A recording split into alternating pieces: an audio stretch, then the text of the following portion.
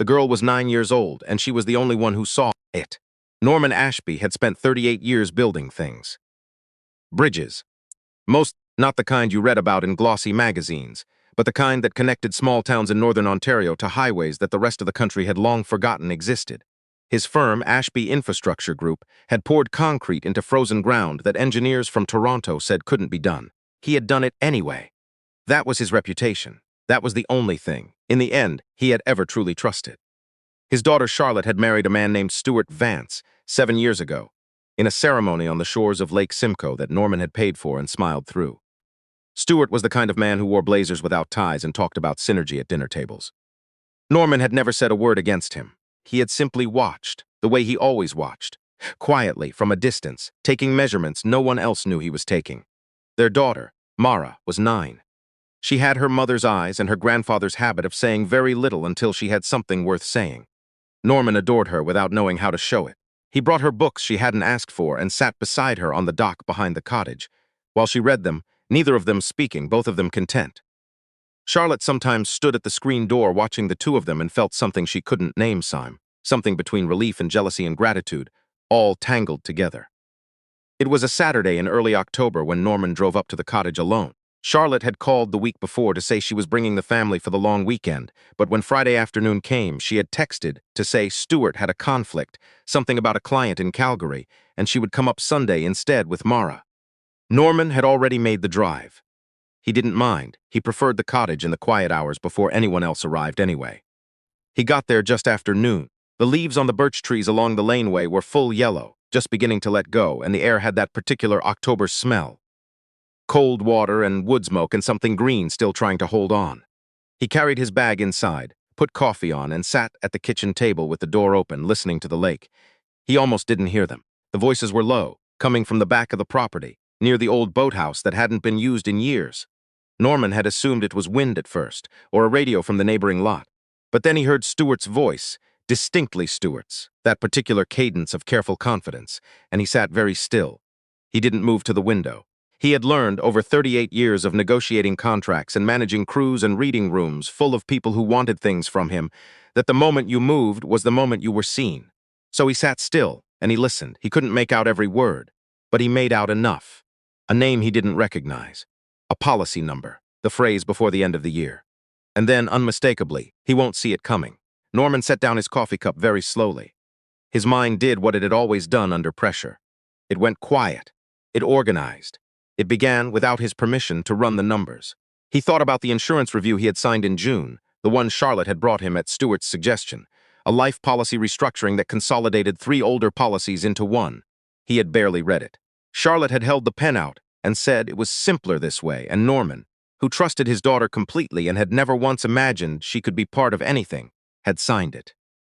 He thought about the trip to the cardiologist in August, the mild arrhythmia, the medication they had started him on. He thought about who had driven him to that appointment. Stuart had. Stuart had waited in the lobby. Stuart had asked very specific questions on the drive home about what the doctor had said. Norman sat at the kitchen table for a long time after the voices stopped. He heard the side door of the boathouse click shut. Then footsteps on gravel fading toward the road. He looked out the window and saw a truck he didn't recognize pulling slowly out of the lane, heading north. Stuart's rental was still parked beside the woodpile. Norman had come up a day early. Stuart hadn't known that. He poured his cold coffee into the sink and stood at the window looking at the lake. There was a loon out near the far point, moving without sound across the flat gray water. He watched it for a long time. He did not call the police. Not yet. He understood, in that particular way that comes from decades of dealing with contracts and disputes, and men who shook your hand and then tried to renegotiate in writing, that a man who moves too quickly gives away what he knows. He needed more than what he had heard. He needed something that would hold. He was still standing at the window when he heard the crunch of tires on gravel and looked out to see Charlotte's car pulling into the lane. A day early. She had brought Mara, after all. He had perhaps 30 seconds to decide how to arrange his face. He went to the door and opened it. Charlotte was already out of the car, pulling a bag from the back seat, talking over her shoulder about something, the easy chatter of a mother managing a child and luggage and a long drive all at once. Mara climbed out of the passenger side and stood in the laneway looking at the trees. "The leaves are different than last week," Mara said. "They change fast this time of year," Norman said. She looked at him then with those calm, observant eyes. You look different too, she said. Charlotte laughed and said something about Mara and her observations, and they all went inside, and Norman put the kettle on and listened to his daughter talk about the drive and the traffic on the 400, and whether there was enough firewood. He answered when he needed to. He smiled when it was required. He was very, very good at this. That evening, after Charlotte had gone to bed early with a headache, and the cottage was quiet, Norman sat by the fire in the main room with a book open on his lap that he had no intention of reading. Mara was supposed to be asleep. She had been in bed for an hour. He heard her before he saw her, the soft footfall on the old pine floor, the slight hesitation at the doorway. "Can't sleep?" he asked without turning around. She came and sat on the floor beside his chair, pulling her knees up to her chest, the way she always did. She was wearing the blue wool sweaters Charlotte had brought her in August, 2 sizes too big, the sleeves covering her hands. "I saw something today," she said. Her voice was quiet, the way it was when she was working something out. "Before we got here, we stopped at the gas station in Coldwater. Mom went inside." She paused. "Mr. Vance was on the phone in the parking lot. I could see him through the window." Norman waited. He didn't know I could see him. "Mom was inside for a long time because of the lineup." She pulled at a loose thread on her sleeve. "He was talking to someone and he had a piece of paper.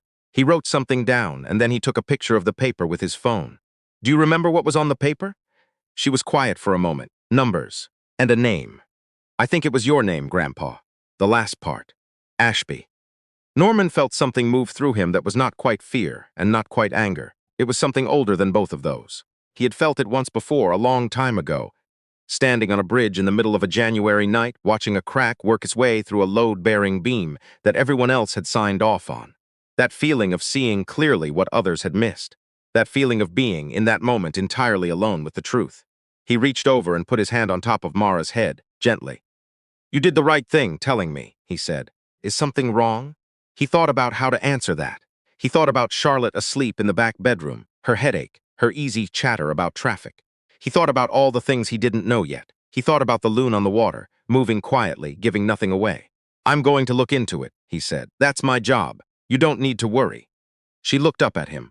"But you are worried." "Yes," he said. "A little." She nodded, as if that were enough. As if honesty, even incomplete honesty, were better than reassurance. He supposed, with a child like Mara, it was. "Go to sleep," he said. "I'll be right here." She went back to her room. Norman sat by the fire until the last log burned down to coals, and then he sat in the dark for a while longer, thinking. The following morning, he woke before anyone else. He made coffee and sat at the kitchen table with his phone, and he began very carefully to make calls. The first was to a man named Terence Okafor, who had been Norman's legal counsel for 22 years and who answered his phone on the second ring even on a Sunday morning and listened without interrupting for 4 minutes straight.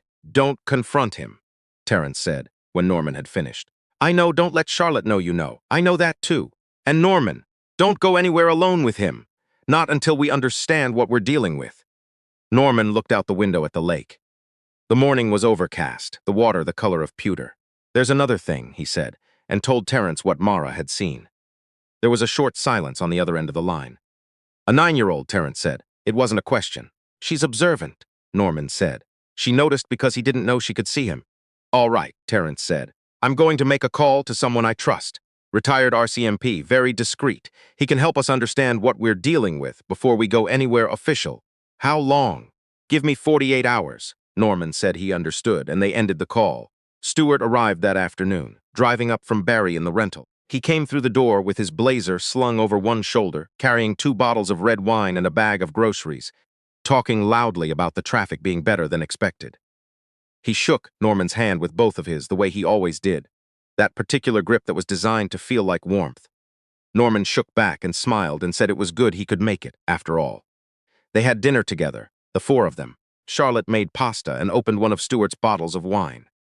Mara ate quietly and watched everything. At one point, she caught Norman's eye across the table, and he gave her a very small nod, and she looked back at her plate.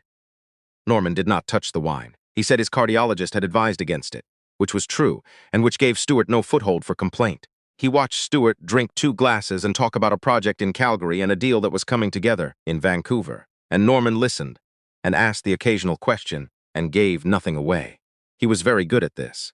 After dinner, Stewart offered to help with the dishes, and Norman said he had it, and they stood side by side at the kitchen sink for a few minutes, Norman washing, Stewart drying, and Stewart said casually, "You're looking well, Norman.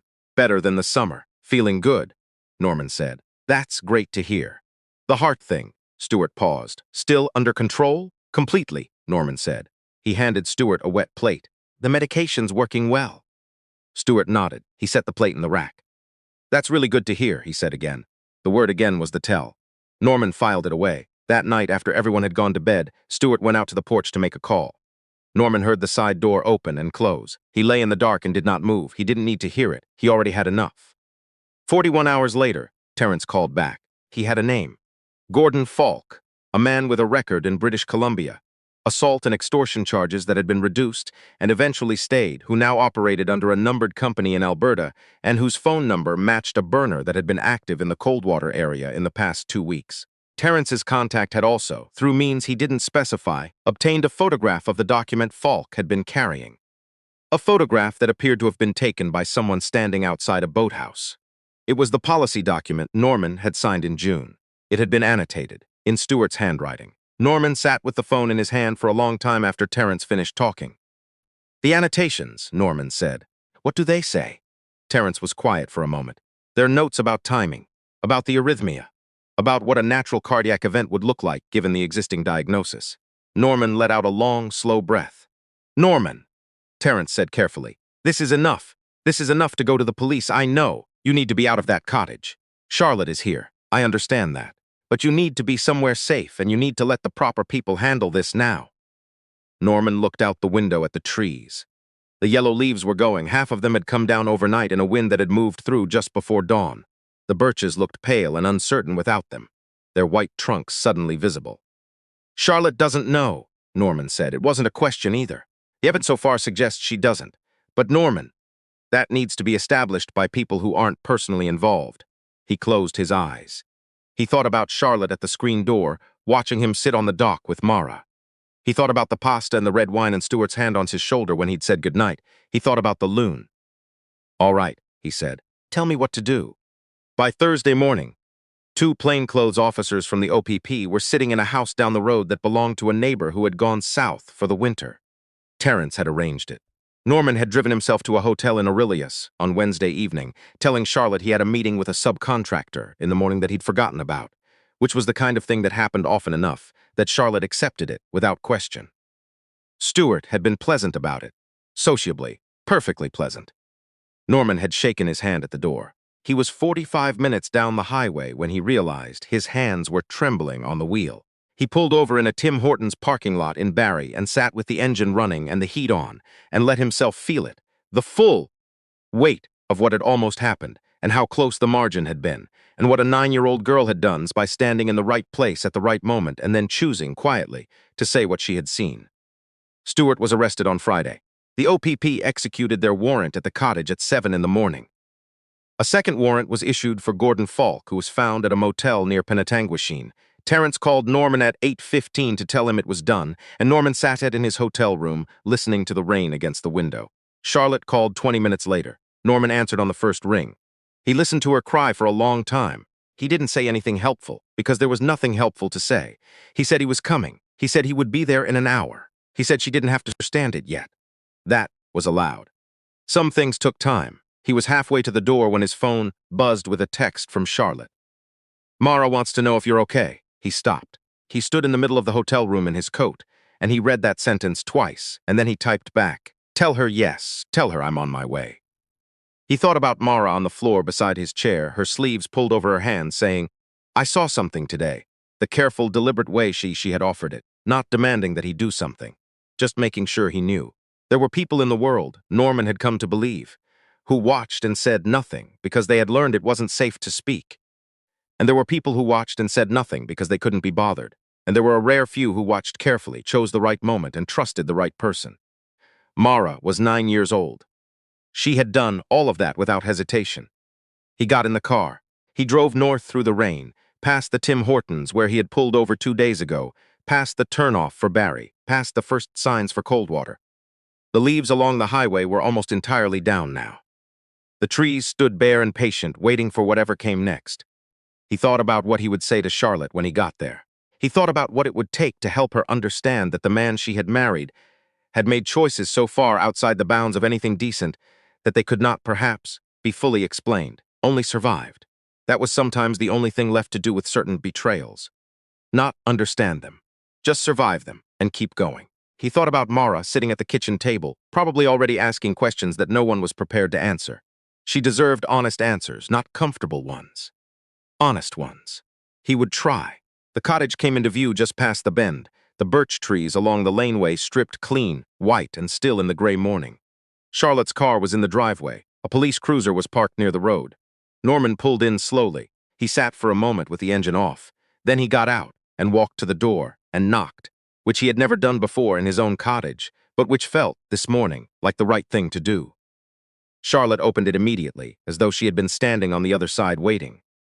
Behind her, in the kitchen doorway, Mara stood watching. She had the blue sweater on again, sleeves over her hands. When she saw Norman, something in her face, some held tension he hadn't even noticed until it released, let go. He looked at her over Charlotte's shoulder, and he gave her the same small nod he had given her across the dinner table 4 nights ago. She nodded back.